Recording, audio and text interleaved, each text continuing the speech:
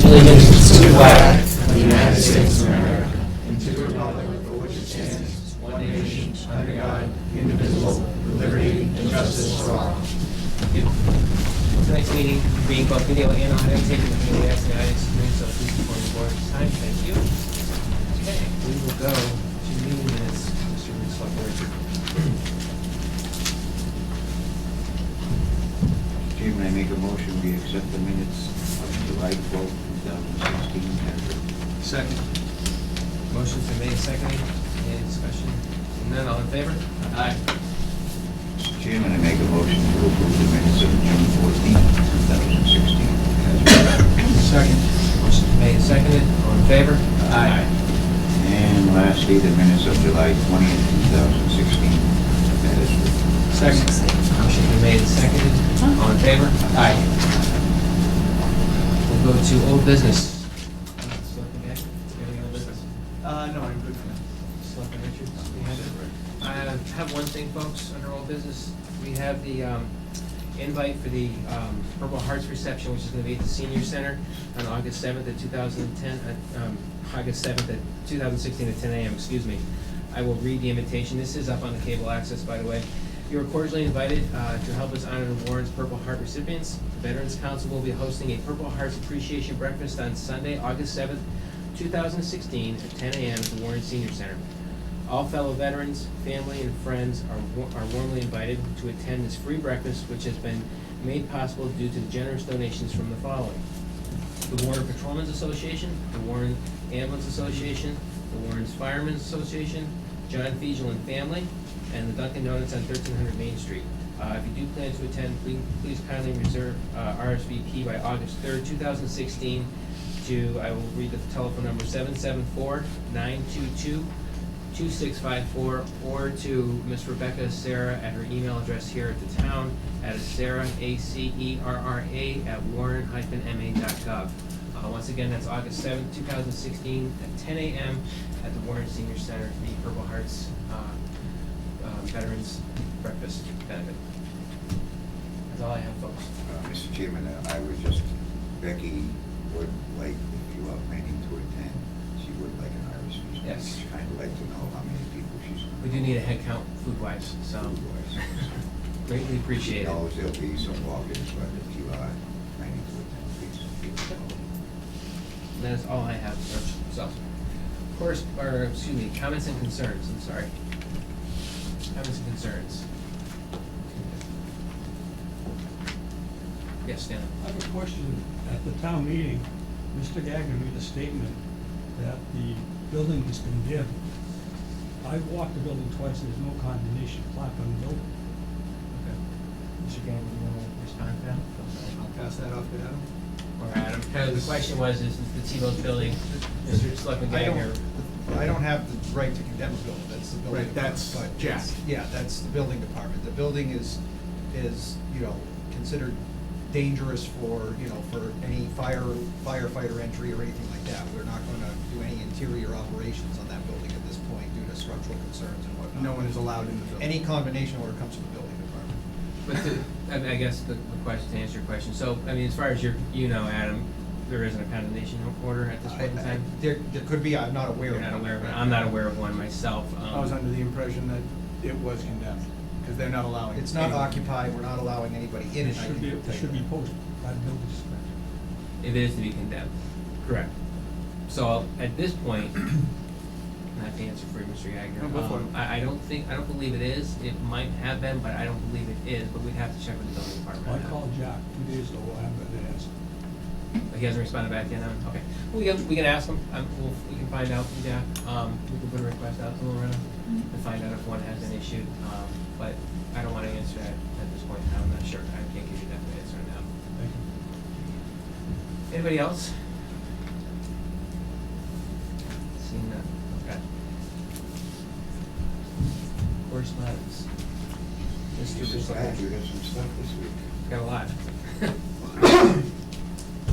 The office received an email from Joyce I. Hacker, Chairman of the Warren Conservation Commission, regarding the property at 980 Main Street, more commonly known as T-Bose Building, At their meeting on July 13th, the discussion took place regarding the possibility of demolishing the building with the current intent of making a parking lot.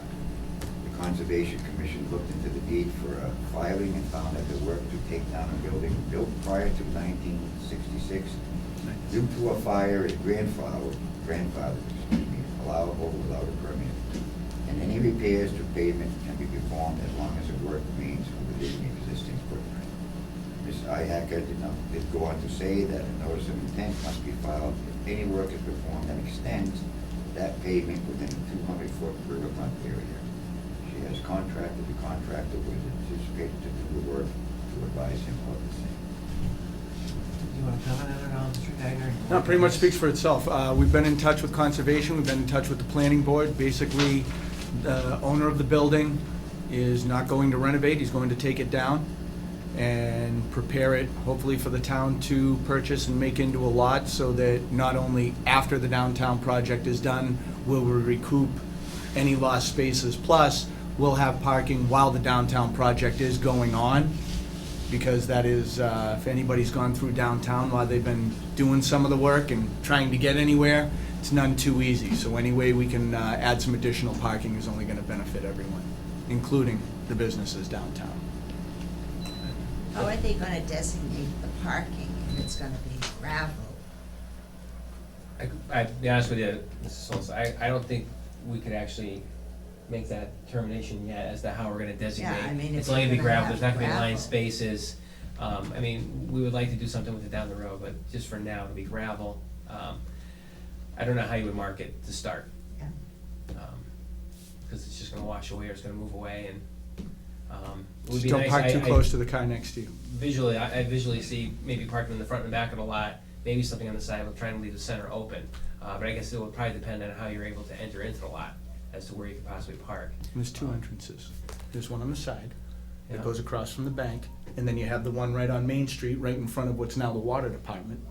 So there's two access points as there is right now. But yeah, and I know that the water department has to have access to the back of that building. Yep. Their building. Yep. So like you say, until it's down and done. Yeah. I don't Yeah. think I think that's the worst thing, if you need it down. Yeah, it's an opportunity we couldn't pass up. Okay. The office received notification from Chris Dunphy, Principal Planner for Pioneer Valley Planning Commission, that PRP Construction has been awarded the project known as the Highland Street Improvement associated with the fiscal year 2015 CDBG program. The bid was for $348,503.50. Work is underway and is anticipated to be completed by the end of October 2016. Great.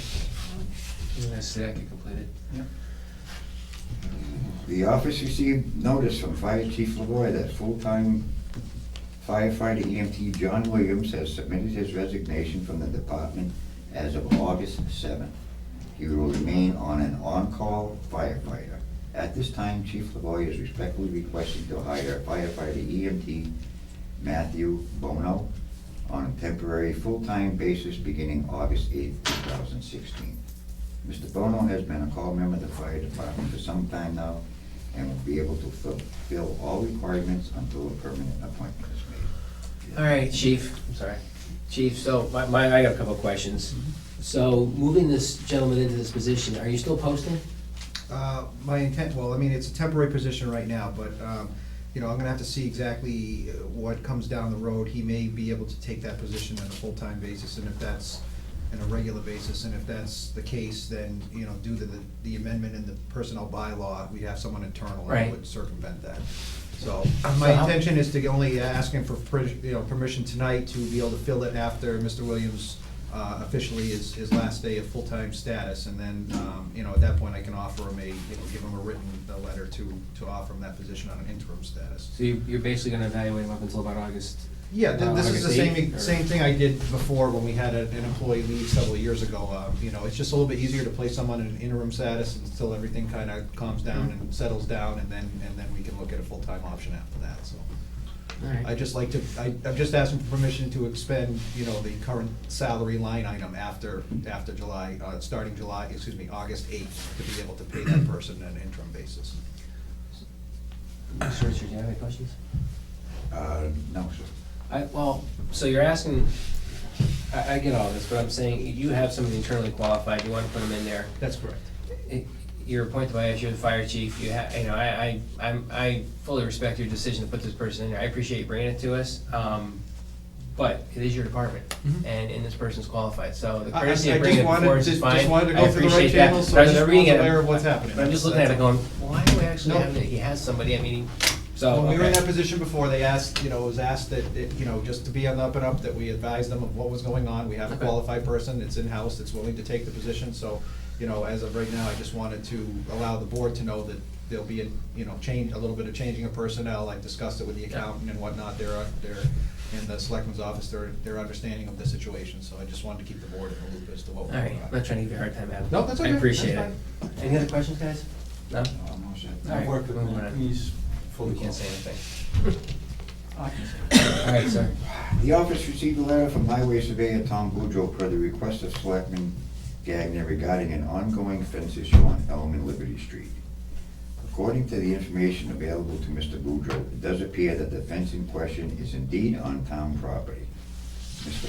Boudreau stated that he had placed wooden stakes painted with orange tops at both the northeast and southeast corners of Lot 87. They have since been removed. Mr. Gagner? Tom brought this to my attention after it was brought to his attention. I asked him to take a look at it. I also had been in touch with the owner. I had a phone conversation with him a little while ago. He had expressed his opinion on the matter, but also stated that he is going to have it surveyed. So I will reach out to him, see if he's had that surveyed. My concern with this is, with us doing so many block grants and trying to get so many community improvement grants going, that if we begin to move into that area, this is going to be a major headache. So the sooner we can rectify it, the better. Hopefully he's had it surveyed and will rectify the situation. He assured me that if it is on town property, that he will have it moved. So I will follow up with him. I will let you know when we come back in 2 weeks, and we can make a decision based on what he lets me know. How much space is this? It's not a lot of space, it's just enough for the sidewalk. Okay. Can I make a comment? Sure. Growing up in town, I know there used to be a sidewalk there. When they did purchase the house, there was a sidewalk there, and they slowly started to encroach on the sidewalk. When they did put the fence up, the fencing company that did come in, they did rip up what was left of the existing sidewalk. When the stake got pulled up, I knew about where the property line was because of something else. And I went out and put the stake back exactly where it was. And the metal stake is still there. I do believe the surveyors were there. And they surveyed it like a couple I months will ago. follow up with him, and then, in a couple of weeks, you guys can come back. I'll let you know what I find out, and as I had stated, my only concern is if we do begin to move in there, I would rather have this situation rectified before that happens. Seems like it needs to be surveyed.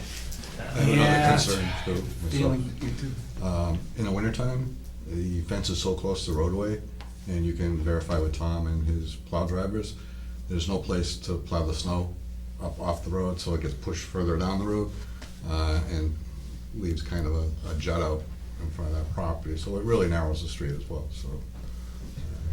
Your Honor? I'll run with that one. Okay.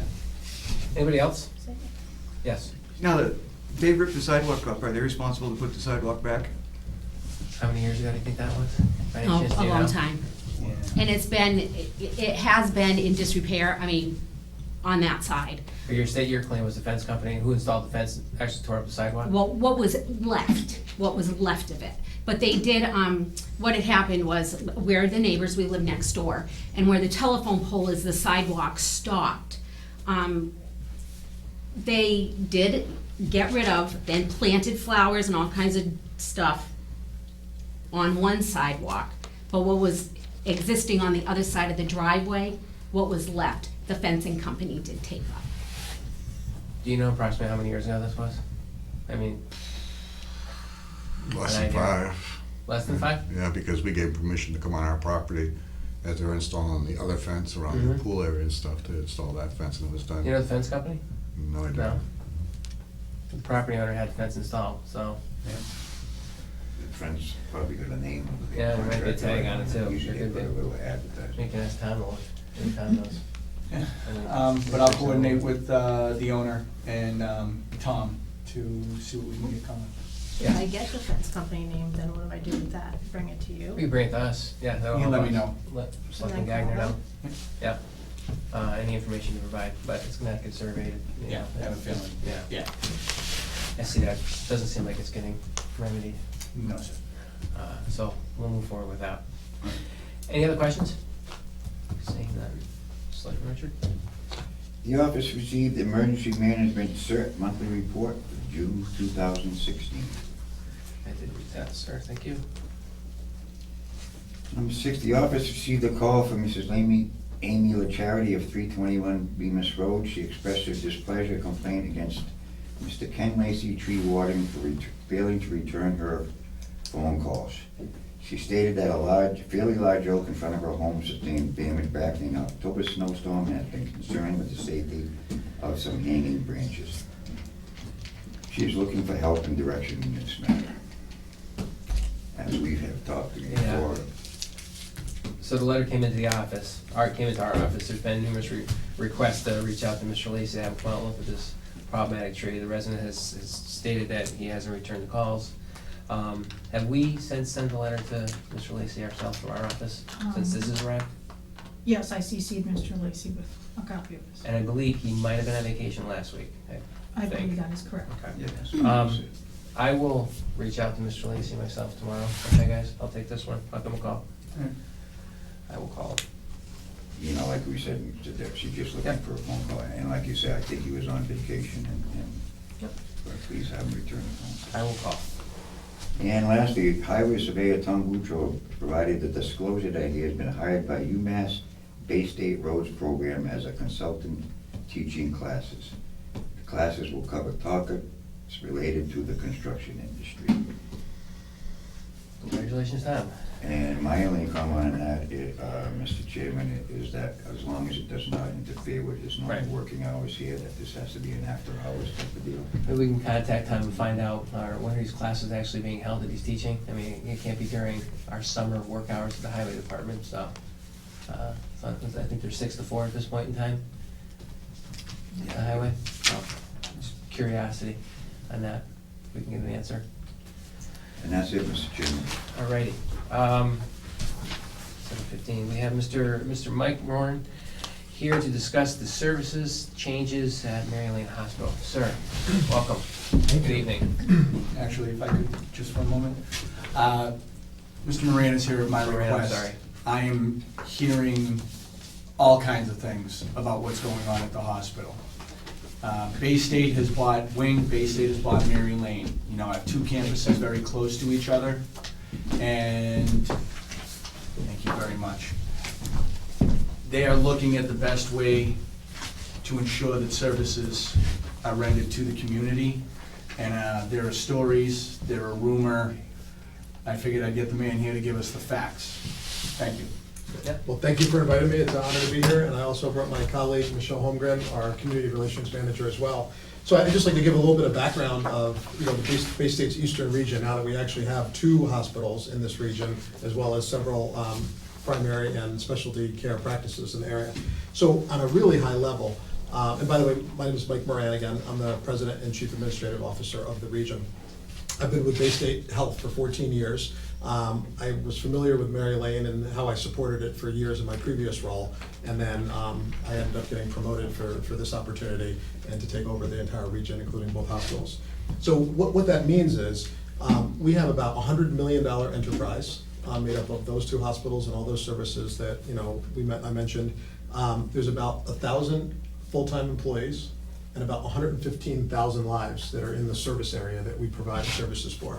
So we're a pretty big footprint, with a pretty big company, with a pretty big number of full-time employees and part-time employees, and we're really proud to sort of have that community mission that we have.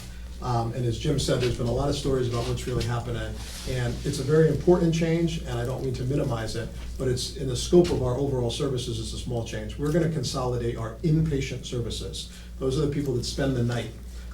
From the well, we propose to do that. We're waiting for approval from the Department of Public Health to do that. But we want to consolidate those services down at Bay State Wing Hospital. So Bay State Mary Lane Hospital has 25 licensed beds. We've averaged between 6 and 10 patients for pretty much the last couple of years.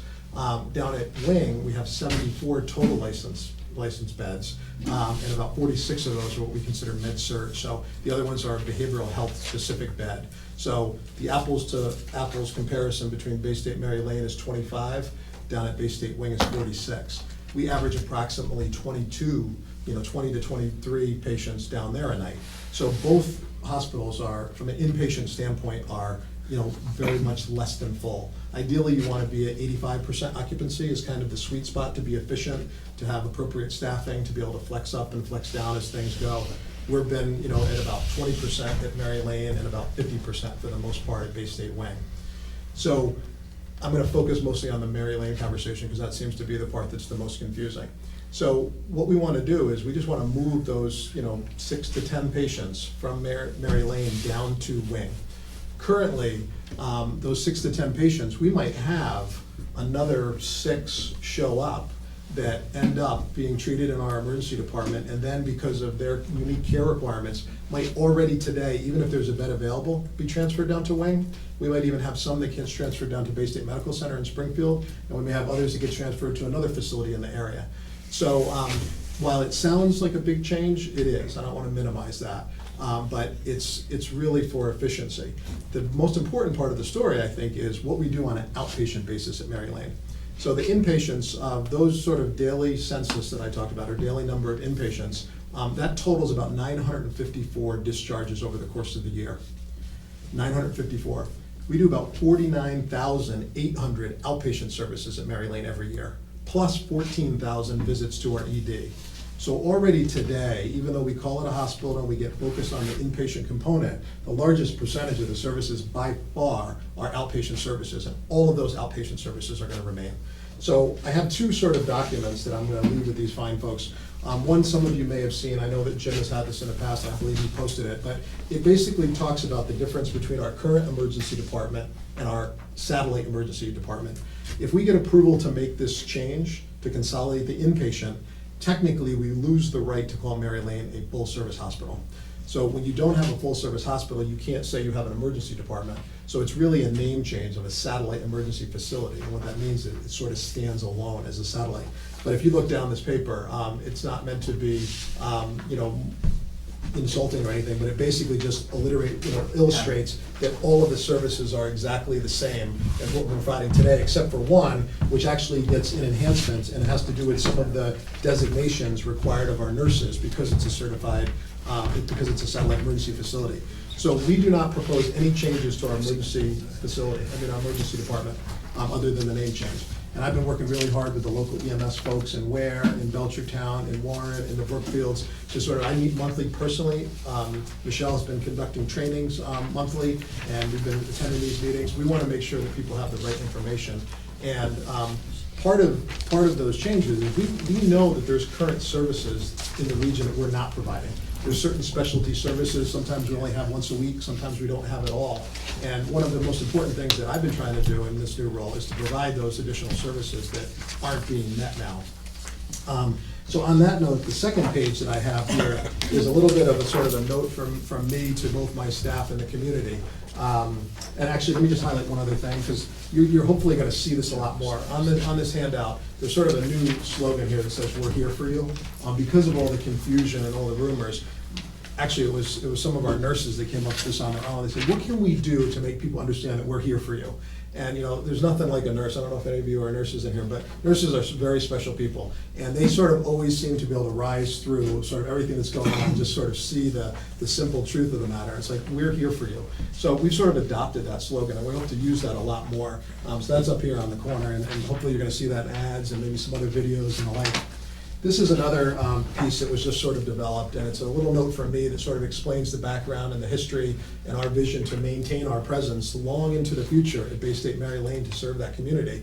And on the back, what was difficult for me in previous, forums that I had to hold for the public is, unfortunately, I was not able to really answer some of the questions about what exactly are the services that are provided at Mary Lane. So we finally put together a pretty detailed list of services, and I won't read this all to you because there's over 20, but anesthesiology, blood bank, cancer services, cardiology, emergency medicine, endocrinology, endoscopy, laboratory, gastroenterology, and the list sort of goes on and on. And those are provided, some of these services are sort of 24/7, some of these services are Monday through Friday, some of these may only be a day a month. It depends, and we sort of coordinate that based upon need. And what we're ultimately trying to get to is a vision of sort of one sort of facility that happens to be spread 10 miles apart that provides services for this region. So some services will be only down at Wing, inpatient, services. Some will only be at Bay State Mary Lane, which is cancer services, which is one of our most important programs. And then some services will happen at both. So really, I was thrilled when Jim asked me to come, and he's been actually a tremendous help of being sort of a voice of reason and a clarity and making me sort of rethink how do we communicate these things. Because the staff was concerned with some of the changes, the community has been concerned, and I've been so proud of the staff, and I've been so proud of the support we've gotten overall from the community.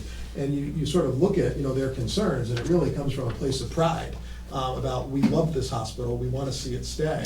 And it's really sort of breaks my heart that we had to make this change. But the reality is, with all the things that you read in healthcare really is changing. And more services are provided on an outpatient basis nationally. This is not a phenomenon that's unique to this area. This is happening across the board. It's happening in Springfield.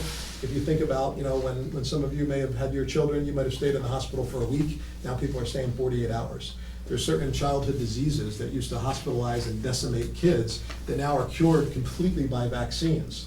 There's complex procedures that might be a sort of a cardiac procedure that you would do on a day stay visit, where you come in the morning, they put a coil in your vein and they go up into your heart, clean it out, pull it back out, and you might actually go home within 24 hours.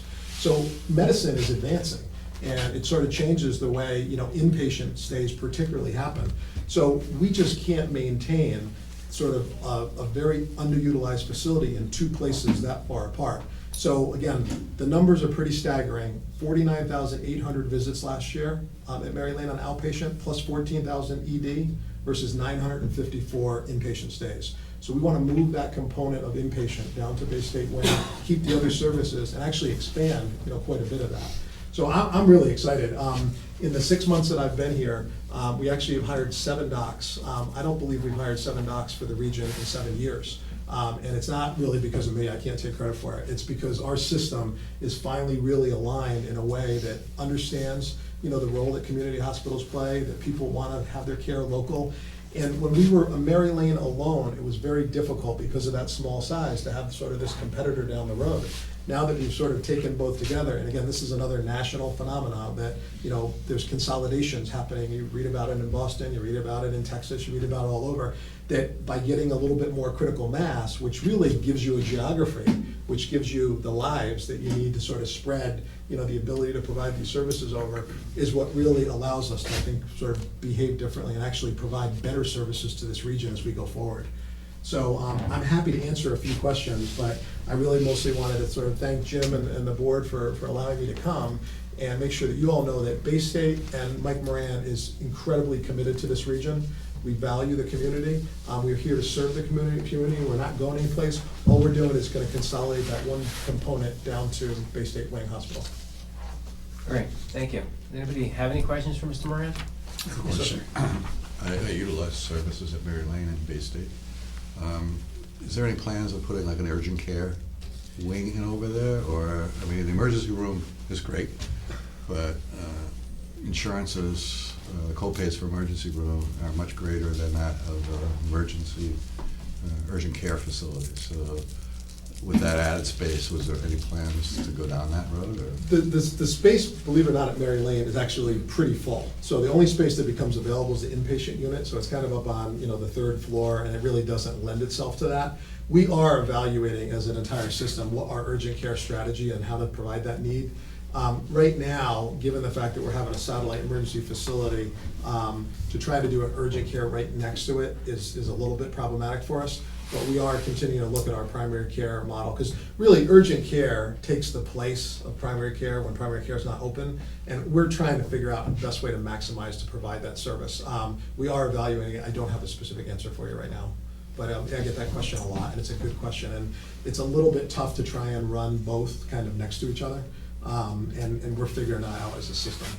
You're seeing that these things are popping up across the country and in the region. They're usually done by independent places, but we are evaluating what we can do as an organization throughout the broader service area, not just the eastern region, but our whole service area. I don't want to harp on the subject, but it's also, I know sometimes it's urgent care as a replacement for your primary care, but sometimes it takes a while to get to your primary care. And, I mean, if I call my primary care and he can't see me for 2 weeks, but I have a condition I need to take care of immediately, that forces me to go to the emergency room and utilize that service rather than go to an urgent care facility. I mean, the closest one we have here, I think is Charlton right now, and that's affiliated with us. That's a great question, and you're absolutely right. One of those 7 new docs we have is an additional primary care doc. And from a long-term strategy, it doesn't help you today, but one of the other things that we've done at Bay State is we've partnered with UMass. So we actually have a UMass Bay State Medical School that the first class is starting in the fall of 2018. And that's gonna be 25 students a year for 4 years, so ultimately we'll get to 100. And that focus is to actually be trained down in Springfield, and then provide all their practical work at the community hospitals in primary medicine. And the hope is that those that basically become graduates that we ultimately hire and sort of really embed in all our communities. So Bay State Mary Lane service area, Bay State Wing service area, Bay State Franklin Medical Center, and Bay State Noble will be the beneficiary of those programs. So it doesn't solve the problem today, but it does provide a pipeline, and it's a really exciting pipeline for us to provide that primary care. Because as we go forward, there's another topic that I could talk for hours about, but I'm not gonna bore you with it tonight, called population health, which really looks at how do we provide more and better primary care and other preventative services. So instead of a focus on curing people when they're sick, we're actually spending the money and the resources to keeping them healthy before they get sick. And that's a much more complicated subject, and it's been challenging for years, but the government and everything is lining up that way that we want to be poised to do that. But we recognize that some of the docs that I'm still looking for and the services we're not meeting as much as we'd like to as in primary care, and we're continuing to try and recruit for that. Those are great questions. Thank you. Anybody else? A question, Mr. Moran? No? No? Yes, sir. Will many jobs be lost at Mary Lane? Most of those folks, are gonna come down. There were certain jobs, some people transfer. So when we made these announcements, there were some people that, almost immediately started looking for other jobs. We tried to encourage them to sort of stick around for a while and stay as long as they could to help with the transition, and then we would do our best to sort of find other jobs. At this point, because of this change, we don't anticipate a whole lot of other changes. There's a couple folks that we put together sort of a retention or a severance agreement that if they stay, and then they want to leave after that, we're gonna sort of do something to recognize that effort. But this is not really a huge budget strategy as much as it is from an FTE savings, because we assume that those fine folks that are coming to Mary Lane now hopefully will come down to Wing, and we're gonna need the bodies to take care of them. So you're gonna hear some, and there's things that change every day. I mean, we hire new people, we have orientation tomorrow morning, we have some people that leave, so it's hard when you hear some of these stories about what's happening. I mean, I've been told that we have sort of eliminated positions in the emergency department, in several different forms, and I was like, absolutely not true. It's the last thing we want to do. So there are a few people that are affected, but it's not, a huge FTE change that way. There were some other changes with some of the consolidations, and there might be other things as we go forward where we try and be more efficient. Right now, between both facilities, we lose several $1 million in each facility. So we do have to come up with strategies to sort of be better. And part of this will, by bringing, the inpatient services into one location, that's a built-in efficiency right there, so. Excellent. Thank you very much for coming out. My pleasure. As I had stated, I've spoken with Mr. Moran on many occasions. When this first came down,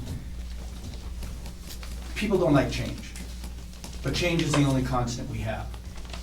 And it's really how you manage that change is going to determine whether or not that change is going to be good or bad. And I have full confidence that Mike is making the right choices to steer the ship in the right direction, but also enhance the services, because that's truly what it's all about. You have to give and take. If you have to get your inpatient down at wing, that's okay, as long as we're getting additional services. And as long as the message is there. I can call him anytime. I've spoken to Michelle a lot as well. If anybody has any questions, is there a way that they can get in touch with an office, or do you have anyone who, takes care of those questions? Sure, I mean, you can call the operator, we can get to Michelle, we can get to me, depending on who the right person is, but absolutely call in. Okay. All right, so if anybody has any questions. That's okay, I love doing that work. I welcome people to call me. And if I could ask, if you could please tell your friends, because, I go to a lot of meetings and people say, Mike, the word's not out there, people think you're closing, and I kind of say, the reason I meet with you every month is for you to sort of hear me say, I'm gonna be here, so please help be my voice. We're not going anyplace. We want to be here, we're committed to this community, and we want to do great things for the community, so, thank you. Thank you. So the only difference really that impacts most of the people that Mr. Gagner says that people had asked questions is the overnight stays are no longer in where they're now in Palmer. Once we get approval. That's the Yes. biggest. Once we get approval, correct. And Mary Lane is not closing. It is not closing. And we, again, are already making some of those transfers today because of specific care needs and issues like that. So it happens, already as we talk with some of my EMS colleagues, they're doing several transfers from Bay State, Maryland today, even though we have some beds available, because if we don't have the ability to provide the right care for the patient, we want to bring them to a facility that can. So you're absolutely right. All right, well, thank you for coming and explaining that to our people and to our meeting tonight. Maybe, maybe we might want to put this up on the website, the information Ryan brought in this Absolutely. evening. At least the residents can go to the website and be able to read these documents that were brought in. We can get you. I can email them to you. Send them over and we can probably populate them on our website. I'll just scan them.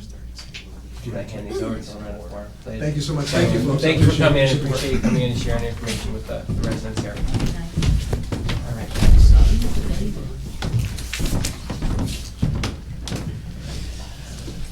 Town planner, I'm sorry. Town planner contract amendment extension, discussion, possible vote. Just to bring everybody up to speed, myself and the chairman of the planning board have met with our town planner back in the spring regarding his salary line and his services to the town. Presently, he works approximately 10 hours a week on a Wednesday. He has office hours here.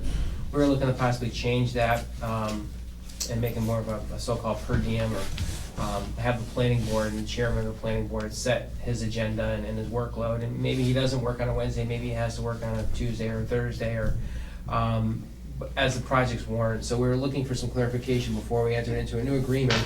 Some language had to be changed on the agreement. We bounced it off. The planning board, I believe, met last night and discussed this and approved it. We brought this to town council just to make sure that we were doing what we can as a town, because he is an independent contractor, and it's a little bit unique. And we want to make sure that we're not exceeding that line item, but we also want to try and see if we can bring some savings to the town, but also get what we want out of the town planner. I mean, Mr. Ramsey, I think, and Mr. Richard, you might be able to comment, has been here, I think, at least 10 years now, working with us? Pushing 15. Pushing 15 years, so he's been here a while. He's done a lot for the town, but Mr. Chairman Ramsey, the planning board is working with him now, and the planning board is going to set his workload. So we need to either motion or have more discussion on this agreement that's in place to sign it tonight, so that he can start to hold office hours again and come back into work, because he does not have an agreement in place presently. So is there any discussion from either of you regarding the document? Does each member have a copy of it? Or I know they've seen it. I have a copy here also. We reviewed it in the other room. I don't know if you want to. It's pretty standard. We've only really changed the second article a little bit to read as such, so that it protects us as a town, and that it's more of a, he's reporting to the planning board, not the select board. Some language cleanup. So we really only need a motion to sign the agreement tonight, not the extension, because this is actually a new agreement. Next year it would be considered an extension. So if there's any discussion from the audience regarding the agreement for the planner, questions or concerns? Seeing none. Do I have a motion to sign the agreement? I will make that motion, Mr. Chairman. I will second that It's motion. been seconded. Seeing, any further discussion? Seeing none, all in favor? Aye. We have an original to sign.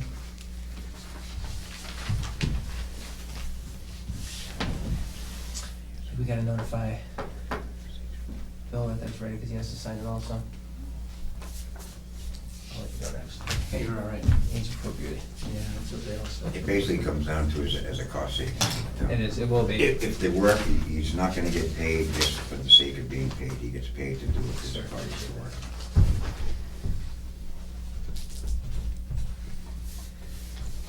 Yeah, that's the signing guy. There we go, sir. Okay, next on the agenda, we have the Mass Works Grant Spring Street Color Project. There's a change order in place. Pull that up.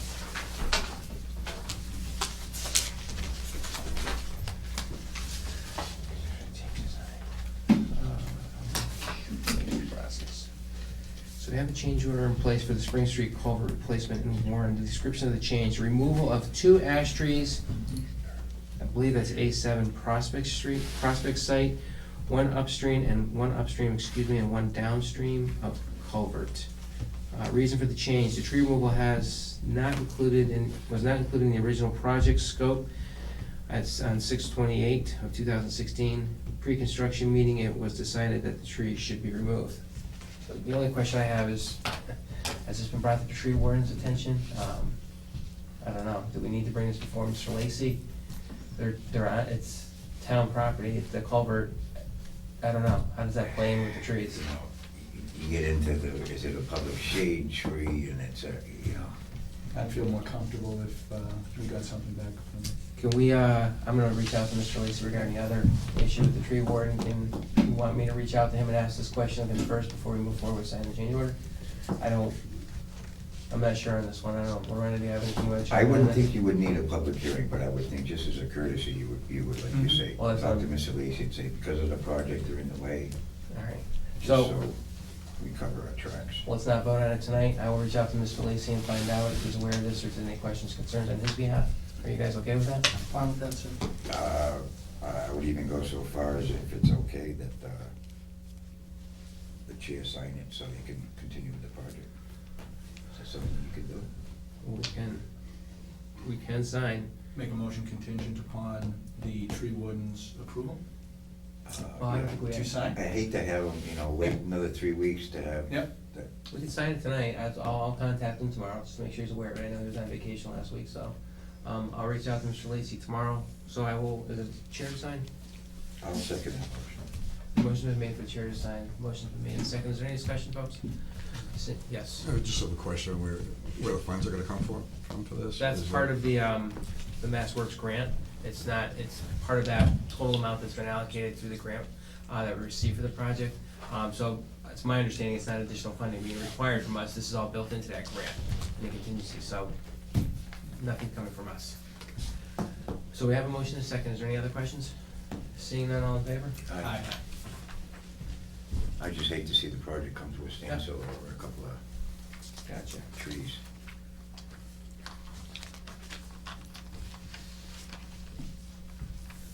Can you pass it around? Yes, please. Yeah. The chairman is executing this document as the owner. Yep.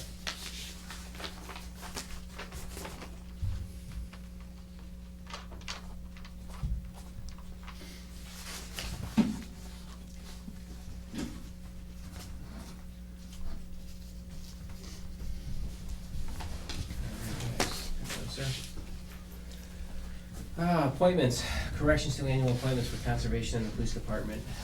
I did see those in there. With the chairman's permission, I apologize to the board for the discrepancies made during the June 28th meeting.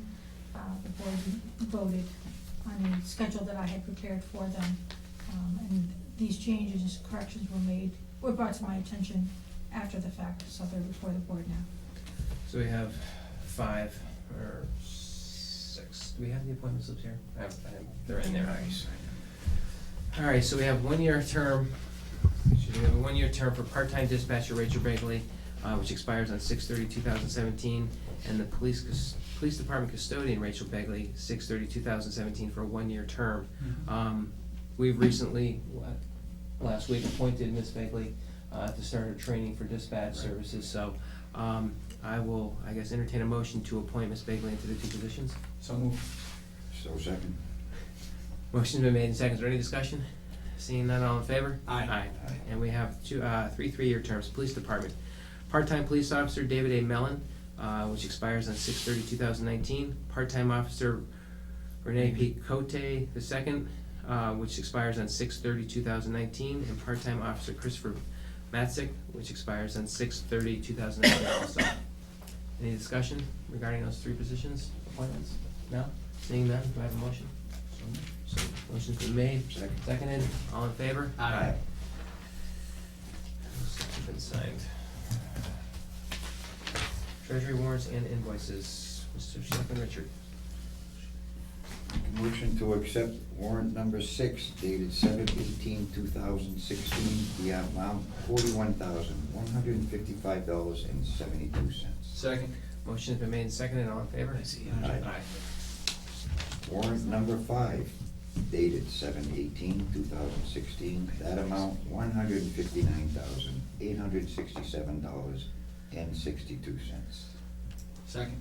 Motion's been made and seconded, all in favor? Aye. Aye. Warrant number 178 dated 6/30/2016, that amount $38,259.19. Second. Motion's been made and seconded, any discussion? Seeing none, all in favor? Aye. And warrant number 7 dated 7/25/2016, that amount $47,790.93. Second. Motion's been made and seconded, all in favor? Aye. And warrant number 8 dated 7/25/2016, that amount $30,522.59. Second. Motion's been made and seconded, all in favor? Aye. One more. And one invoice, fiscal year 2015, invoice number 65889, Highland Street Improvement Project, Building Construction Services through July 8th, 2016, paying to Pioneer Valley Planning Commission. That amount is $4,842.80. Second. Motion's made and seconded, any discussion? Seeing none, all in favor? Aye. New business, Mr. Gagner, do you have any new business? Nothing today, I sir. have nothing. Mr. Richards? Next meeting, sir. Next meeting, new business. All right, I have no new business. Our next meeting is going to be on August 9th, 2016 at 7 PM. That being said, I'll entertain a motion to adjourn. So moved. So second. So second, motion's been made and seconded. All in favor? Aye. Thank you, folks. Thank you all for coming. You save them for the night, huh, Mark? It's like bobble. Come back.